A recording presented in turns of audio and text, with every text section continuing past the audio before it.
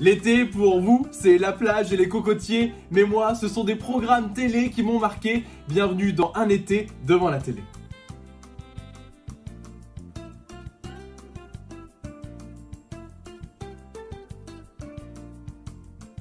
Elle commence à devenir vieille, on s'en souvient tous un peu, mais pas trop. Je ne parle pas des chansons des boys bands, mais bien des sagas de l'été qui ont fait la loi à la télé pendant des années.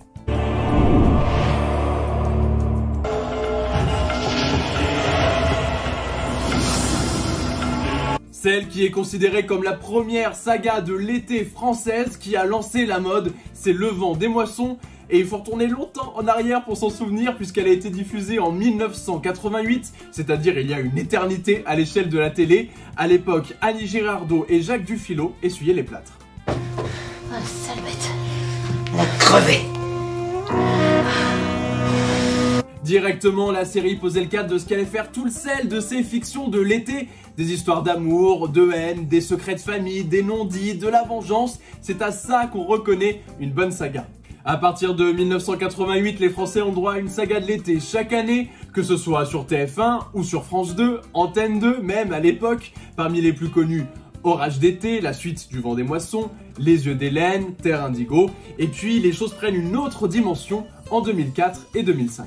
Le zodiaque, c'est à moi de le démasquer et savoir pourquoi elle désigne ses victimes par leur signe astrologique. De la tension, de la rivalité, on avait tout ça jusqu'à présent dans les sagas de l'été, mais au fil du temps, on glisse vers plus d'intrigues policières et même surnaturelles. Dans Zodiac, d'abord en 2004, où un tueur en série choisit ses victimes en fonction de leur signe astrologique, parce que après tout, pourquoi pas. Et l'année suivante, dans Dolmen, on passe carrément au paranormal.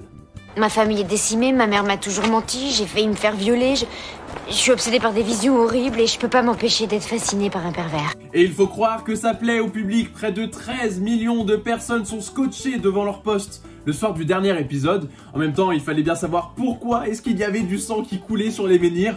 Avec ses dilemmes amoureux, ses tensions familiales et ses meurtres en série, Dolmen a signé l'âge d'or des sagas de l'été.